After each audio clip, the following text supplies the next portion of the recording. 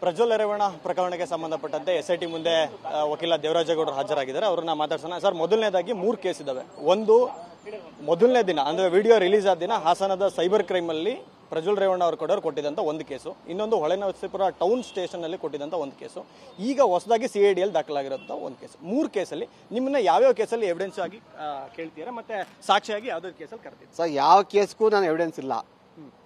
ಅವ್ರು ಎಷ್ಟು ಕೇಸ್ ಬರ ಹಾಕೋಬೋದಲ್ಲಿ, ಆಯ್ತಾ?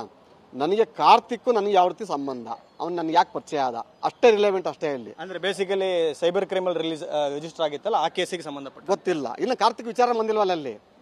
ನಾನು ನನ್ನ ಹೇಳಿಕೆ ಕೊಡ್ಬೇಕು, ಕಾರ್ತಿಕ್ ನನ್ನ ಯಾಕೆ ಬಂದ, ನನಗೆ ಪೆನ್ ಡ್ರೈವ್ ಯಾಕೆ ಕೊಟ್ಟ ಆಗ. ಆಮೇಲೆ ಇನ್ನೊಂದು ಘೋರ ಅಂತಂದ್ರೆ ನಮ್ಮಲ್ಲಿರೋ ಪೆನ್ ಡ್ರೈವ್ ವಿಡಿಯೋಗಳು ಯಾವ ಇಲ್ವೇ ಇಲ್ಲ ಇಲ್ಲಿ. ಅದನ್ನು ಗಮನಕ್ಕೆ ತಂದಿದ್ದೀನಿ ಈಗ ಅಲ್ಲಿ. ನಮಗೇನು ಪೆನ್ ಡ್ರೈವ್ ಕೊಟ್ಟ ಮಹಾನ್ ಖತರ್ನಾಕ್ ನಾಯಕ ಅಂತ ಅಂದರೆ ನಾವು ಕೋರ್ಟಿಗೆ ಕೆಲವು ಕೊಡ್ಬೇಕಾಯ್ತು. ಕೋರ್ಟಿಗೆ ಅಂತ ತಂದದ್ನಲ್ಲ ವಿಡಿಯೋಗಳು, ಆ ವಿಡಿಯೋ ನೆನ್ನೆ ನನಗೆ ಯಾರು ಸ್ನೇಹಿತರೆಲ್ಲ ವಿಡಿಯೋ ತೋರಿಸಿದ್ರು ನಮಗೆ ಅಲ್ಲಿ. ಅದು ನೋಡೋಕ್ಕಾದ್ರಂಥ ವಿಡಿಯೋಗಳು ಬಂದ್ಬಿಟ್ಟಾವೆ, ಆ ವಿಡಿಯೋಗಳೇ ಇಲ್ಲ ಅದರಲ್ಲಿ.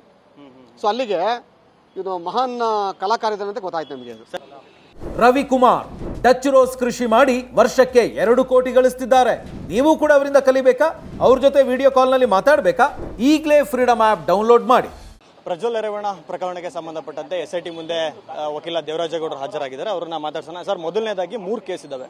ಒಂದು, ಮೊದಲನೇ ದಿನ ಅಂದ್ರೆ ವಿಡಿಯೋ ರಿಲೀಸ್ ಆದ ದಿನ ಹಾಸನದ ಸೈಬರ್ ಕ್ರೈಮ್ ಅಲ್ಲಿ ಪ್ರಜ್ವಲ್ ರೇವಣ್ಣ ಅವರು ಕೊಟ್ಟಿದ್ದಂತ ಒಂದು ಕೇಸು, ಇನ್ನೊಂದು ಹೊಳೆನರಸೀಪುರ ಟೌನ್ ಸ್ಟೇಷನ್ ಅಲ್ಲಿ ಕೊಟ್ಟಿದ್ದಂತ ಒಂದು ಕೇಸು, ಈಗ ಹೊಸದಾಗಿ CID ದಾಖಲಾಗಿರೋಂಥ ಒಂದು ಕೇಸು. 3 ಕೇಸಲ್ಲಿ ನಿಮ್ಮನ್ನ ಯಾವ್ಯಾವ ಕೇಸಲ್ಲಿ ಎವಿಡೆನ್ಸ್ ಆಗಿ ಕೇಳ್ತೀರಾ ಮತ್ತೆ ಸಾಕ್ಷಿಯಾಗಿ ಯಾವ್ದಾದ್ರು ಕೇಸಲ್ಲಿ ಕರ್ತೀರಾ? ಸರ್, ಯಾವ ಕೇಸ್ಗೂ ನಾನು ಎವಿಡೆನ್ಸ್ ಇಲ್ಲ.